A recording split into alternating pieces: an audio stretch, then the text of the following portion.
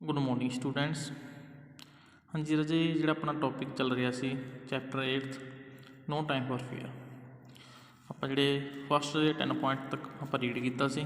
ਅੱਜ ਨੂੰ ਰੈਸਟ ਆਪਾਂ ਜਿਹੜਾ ਨੈਕਸਟ ਪੁਆਇੰਟ ਆਪਣਾ 11 ਉਹਨੂੰ ਰੀਡ ਕਰਾਂਗੇ। ਦੇਖੋ, at first Malcolm was not sure he was even alive, he was ਲੇਇੰਗ half in and half out of the creek.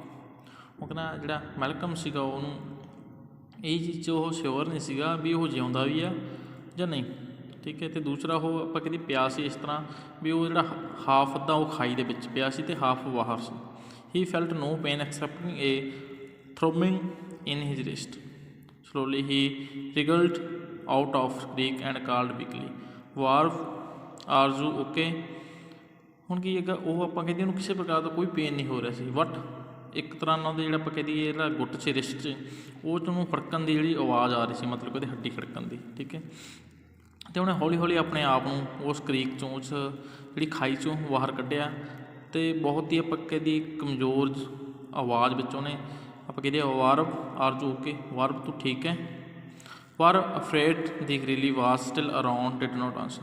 ਹੁਣ ਵਾਰਵ ਨੂੰ ਇਹ ਸੀ ਵੀ ਜਿਹੜਾ ਉਹ ਗ੍ਰਿਜਲੀ ਹੈ ਉਹ ਨੇੜੇ ਤੇੜੀ ਹੈ, ਇਸ ਕਰਕੇ ਉਹ ਆਨਸਰ ਨਹੀਂ ਕਰਦੀ। Shri ਕਰਾਲਡ to the as of ਗਲੀ। ਕਰਾਲਡ ਹੁੰਦਾ ਰਾਜਾ ਆਪਾਂ ਕਹਿੰਦੇ ਰਿੰਗਦੇ ਹੋ ਜਾਣਾ, ਆਪਾਂ ਕਹਿੰਦੇ ਘਿਸਦੇ ਹੋ ਜਾਣਾ, ਠੀਕ ਹੈ। ਉਹ ਆਪਾਂ ਕਹਿੰਦੇ ਉਸ ਨਦੀ ਦੇ ਆਪਾਂ ਸੋਰੀ ਖਾਈ ਜਿਹੜੀ ਉਹਦੇ ਕੰਢੇ ਤੱਕ ਪਹੁੰਚਦੀ ਹੈ ਜਿੱਥੇ ਪਾਣੀ ਦੀ ਖਾਈ ਸੀ, ਘਿਸਦੇ ਹੋਏ। ਸਾਹ and bloody clump of air. ਅਤੇ ਇੱਥੇ ਉਹਦਾ ਜਿਹੜਾ ਇੱਕ ਵਾਲਾਂ ਦਾ ਗੁੱਸਾ ਜਿਸ 'ਚ ਖੂਨ ਲੱਗਿਆ ਹੋਇਆ ਸੀ ਉਹਨੂੰ ਦੇਖਦੀ ਹੈ। ਦੈਨ ਹੀ ਸਾ ਮੈਲਕਮ ਹਾਫ ਵਰਿਡ। ਅਤੇ ਉਸ ਤੋਂ ਬਾਅਦ ਜਿਹੜਾ ਮੈਲਕਮ ਆ ਉਹਨੂੰ ਹਾਫ ਵਰਿਡ ਹੁੰਦਾ, ਅੱਧਾ ਦੱਬੇ ਹੋਏ ਨੂੰ ਧਰਤੀ ਦੇ ਵਿੱਚ ਦਿਖਦੀ ਹੈ। His face has been split with a picked slash. ਅਤੇ ਜਿਹੜਾ and the right side of it was peeled back to reveal muscles and sinew. ਉਹ ਦੇਖਦੀ ਹੈ ਵੀ ਜਿਹੜਾ ਉਹਦਾ ਫੇਸ ਆ ਪੂਰੀ ਤਰ੍ਹਾਂ ਆਪਾਂ ਕਹਦੀਏ ਸਿਲਿਆ ਹੋਇਆ, ਠੀਕ ਹੈ। ਇੱਕ ਆਪਾਂ ਕਹਦੀਏ ਸਲੈਸ਼ ਮਾਰਨ ਨਾਲ ਇੱਕ ਫਾੜੀ ਦੀ ਤਰ੍ਹਾਂ, ਠੀਕ ਹੈ। ਅਤੇ ਐਂਡ ਉਸ 'ਤੇ ਜਿਹੜੇ ਆਪਾਂ ਕਹਦੀਏ ਜਿਹੜੇ ਮਸਲਜ਼ ਨੇ, ਟਿਸ਼ੂ ਨੇ, ਠੀਕ ਹੈ, ਜਿਹੜੀਆਂ ਨਾੜੀਆਂ ਨੇ ਉਹ ਬਾਹਰ ਕੱਢੀਆਂ ਹੋਈਆਂ ਨੇ। ਇੱਦਾਂ ਮਤਲਬ ਕਿ ਉਹਦਾ ਫੇਸ ਦਾ ਜਿਹੜਾ ਉੱਪਰਲੀ ਜਿਹੜੀ ਚਮੜੀ ਸੀ ਉਹ ਲੈ ਚੁੱਕੀ ਸੀ, ਇੱਦਾਂ ਦਾ ਮਤਲਬ ਕੁਛ ਸੀਨ ਸੀਗਾ। ਐਂਡ ਏ ਨੀਅਰਲੀ ਸੈਵਰਡ ਆਈ। ਅਤੇ ਉਹਦੀ ਇੱਕ ਅੱਖ ਵੀ ਆਪਾਂ ਕਹਿ ਦਈਏ ਕੱਟ ਚੁੱਕੀ ਸੀਗੀ। He shouted Malcolm hold on I am going for help. Tossing her coat to him he started running toward the lodge. ਹੁਣ ਆਪਾਂ ਕਹਿ ਦਈਏ ਅੱਗੇ ਕਹਿੰਦੀ ਉਹ ਸ਼ਾਟ ਚਲਾਉਂਦੀ ਹੈ ਉਹ ਸ਼ਾਟਰ ਮੈਲਕਮ ਹੋਲਡ ਔਨ ਵੀ ਹੋਲਡ ਔਨ ਰੱਖ ਮੈਂ ਜਾ ਰਹੀ ਹਾਂ ਹੈਲਪ ਲਈ। ਅਤੇ ਆਪਣਾ ਜਿਹੜਾ ਕੋਟ ਆ ਮੈਲਕਮ ਦੇ ਉੱਤੇ ਸਿੱਟ 'ਤੇ ਉਹ ਜਿਹੜੇ ਲੌਜ ਵੱਲ ਨੂੰ ਭੱਜ ਲੈਂਦੀ ਆ।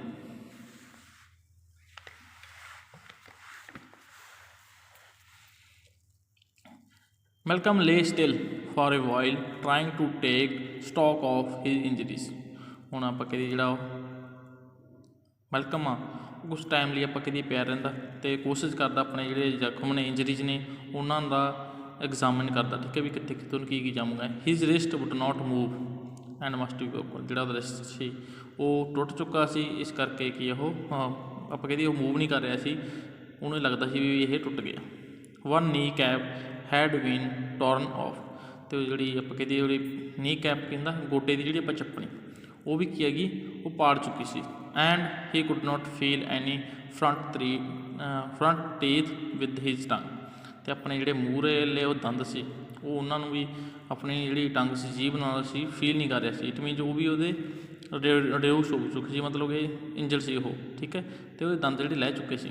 ਹੀ could partly see out of one eye. ਅਤੇ ਉਹ ਆਪਣਾ ਆਪਾਂ ਕਹਦੀ ਇੱਕ ਅੱਖ ਨਾਲ ਦੇਖ ਸਕਦਾ ਸੀ ਆਪਣੀ ਨਾਲ।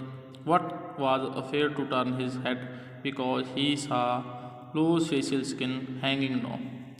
ਆਪਾਂ ਕਹਦੇ ਉਹ ਆਪਣਾ ਸਿਰ ਘੁਮਾ ਨਹੀਂ ਸਕਦਾ ਸੀ, ਠੀਕ ਹੈ, ਡਰਦਾ ਸੀ ਉਹ, ਤਾਂ ਕਿ ਉਹਨੂੰ ਆਪਾਂ ਕਹਦੀ ਆਪਣੀ ਅੱਖ ਨਾਲ ਜਿਹੜੀ ਸਕਿਨ ਸੀ ਉਹ ਆਪਾਂ ਕਹਦੀ ਹੁਣ ਇੰਜਰਡ ਸੀ, ਉਹਦਾ ਫੇਸ ਪੂਰੀ ਪ੍ਰੋਪਰ ਤਰੀਕੇ ਨਾਲ, ਠੀਕ ਹੈ, ਉਹ ਲਟਕਦੀ ਹੋਈ ਉਹਨੂੰ ਦਿਖ ਰਹੀ ਸੀ। He felt no revulsion just an aching hope that it had not happened, it was all a ਨਾਈਟਮੇਅਰ।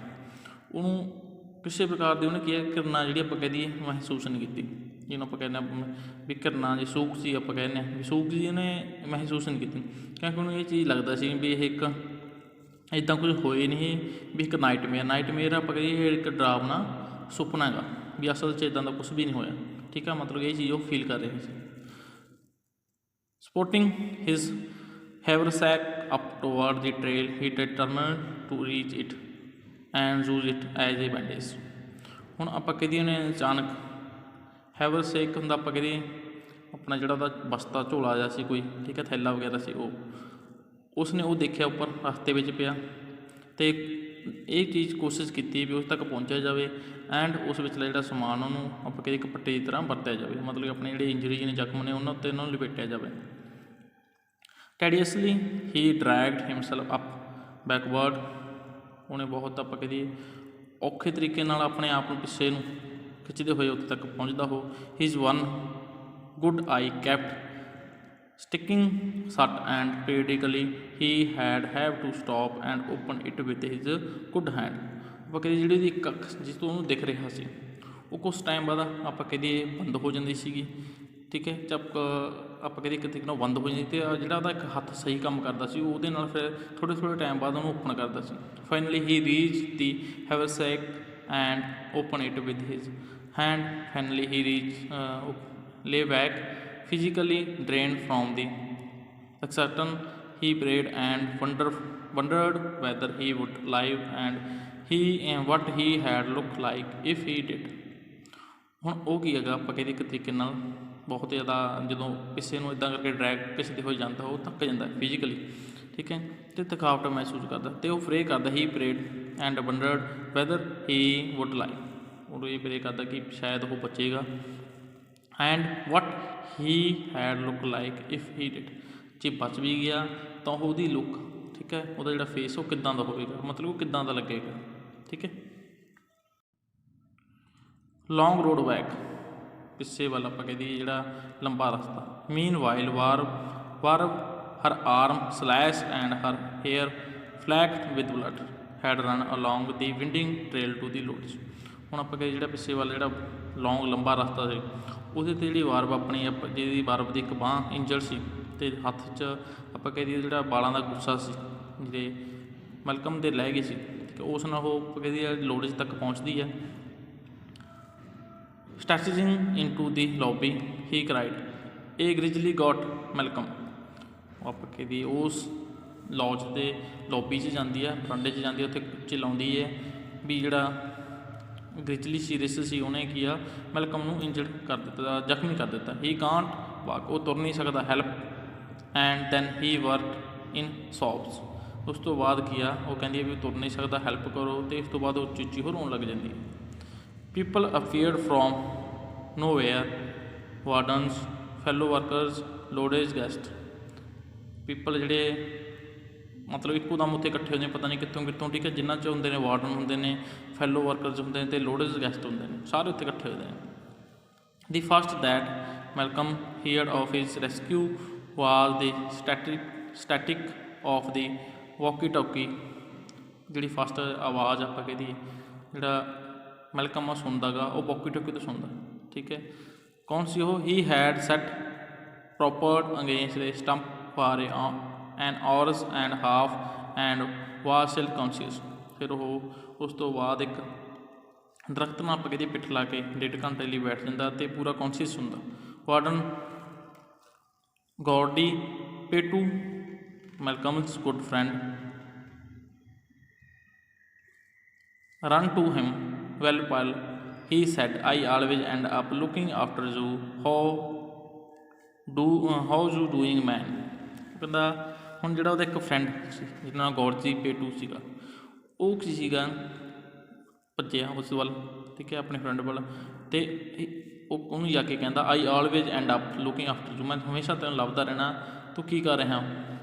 ਠੀਕ ਹੈ, ਇੱਥੇ ਤੂੰ ਕੀ ਕਰ ਰਿਹਾ, ਮਤਲਬ ਕਿ ਉਹਨੇ ਇਹ ਚੀਜ਼ ਪੁੱਛਦਾ। ਆਈ ਐਮ ਓਕੇ, ਠੀਕ ਹੈ, ਕਿਵੇਂ ਆ, ਜਾਂ ਆਪਾਂ ਕਹਿੰਦੇ ਇੱਥੇ ਕੀ ਕਰਨਾ, ਉਹ ਕਹਿੰਦਾ ਆਈ ਐਮ ਓਕੇ। ਹੁਣ ਇਹ ਮੈਲਕਮ ਦੇ ਆਨਸਰ ਹੈ। ਠੀਕ ਹੈ, ਉਹ ਕਹਿੰਦਾ I am okay what kind of hungry, Malcolm replied gamely. ਉਹ ਕਹਿੰਦਾ ਵੀ ਮੈਂ ਠੀਕ ਹੈ ਬਟ ਥੋੜ੍ਹੀ ਜਿਹੀ ਭੁੱਖ ਲੱਗੀ ਆ, ਮਤਲਬ ਇੱਕ ਮਜ਼ਾਕ 'ਚ ਕਹਿੰਦਾ ਉਹ ਜਿਹੜਾ Malcolm. Guess I really did it this time, ਕਹਿੰਦਾ ਗੈਸ ਕਰੋ ਮੈਂ ਇਸ ਟਾਈਮ ਇਹ ਕਰ ਦਿੱਤਾ। Gordie I think my wrist is broken, ਮੈਨੂੰ ਲੱਗਦਾ ਵੀ ਜਿਹੜਾ मेरा गोटा है वो टुट गया है। गौरजी सकड इन हिज ब्रीथ, अंदर ਨੂੰ ਜਿਹੜਾ ਆਪਣਾ ਸਾਹ ਲੈਂਦਾ ਉਹ ਜਿਹੜਾ ਗੌਰਜੀ ਸੀ, ਹੀ ਸਾ ਬਲੱਡਲੈਸ ਵਾਈਟ ਹੈਡ, ਉਹ ਦੇਖ ਸਕਦਾ ਸੀ, ਉਹਨੇ ਦੇਖਿਆ ਜਿਹੜਾ ਆਪਾਂ ਕਹਿੰਦੇ ਬਿਨਾਂ ਜਿਹੜਾ ਉਹਦਾ ਹੈਡ ਸੀ, ਮਤਲਬ ਉੱਥੋਂ ਕੋਈ ਬਲੱਡ ਵਗੈਰਾ ਨਹੀਂ ਨਿਕਲ ਰਿਹਾ ਸੀ, ਸਿਰਫ ਵਾਈਟ ਸੀਗਾ। The bear's swipe had cleanly lifted off the scalp and blood vessels, exposing a layer of the tissues next to the skull। ਹੁਣ ਆਪਾਂ ਕਹਿ ਦਈਏ ਉਸ ਜਿਹੜੀ ਮਾਤਾ ਰਿਸ਼ੀ ਸੀ ਉਸਨੇ ਇਸ ਤਰੀਕੇ ਨਾਲ ਉਹ 'ਤੇ ਅਟੈਕ ਕੀਤਾ ਸੀ ਵੀ ਜਿਹੜੀ ਉਹਦੀ ਖੋਪੜੀ ਉਡਾ ਦਿੱਤੀ ਸੀ ਉੱਪਰੋਂ, ਠੀਕ ਹੈ। ਜਿਹੜੀ ਉਹਦੀ ਨਾੜਾਂ ਵਗੈਰਾ ਸੀਗੀਆਂ ਉਹ ਸਾਰੀਆਂ ਹਿਲਾ ਕੇ ਰੱਖ ਦਿੱਤੀਆਂ ਸੀ, ਮਤਲਬ ਉੱਪਰ ਉਹਦਾ ਇੱਦਾਂ ਦਾ ਸੀਨ ਸੀਗਾ, ਕੋਈ ਬਲੱਡ ਨਹੀਂ ਨਿਕਲ ਰਿਹਾ ਸੀ, ਸਿਰਫ ਉੱਪਰੋਂ ਆਪਾਂ ਕਹਿੰਦੇ ਇੱਕ ਤਰ੍ਹਾਂ ਦੀ ਜਿਹੜੀ ਟਿਸ਼ੂ ਸੀ ਵਾਈਟ ਜਿਹੜੀ ਆਪਾਂ ਕਹਿੰਦੀ ਚਰਬੀ ਸੀ ਉਹਦੀ ਉਹ ਦਿਖ ਰਹੀ ਸੀ ਓਨਲੀ, ਠੀਕ ਹੈ। ਇੱਦਾਂ ਦਾ ਕੁਛ ਸੀਨ ਸੀਗਾ, ਠੀਕ ਹੈ ਜੀ। ਹੁਣ ਆਪਣਾ 17 ਜਿਹੜਾ ਪੁਆਇੰਟ ਤੱਕ ਅੱਜ ਰੀਡ ਕਰਦੇ ਹਾਂ ਆਪਾਂ, ਠੀਕ ਹੈ।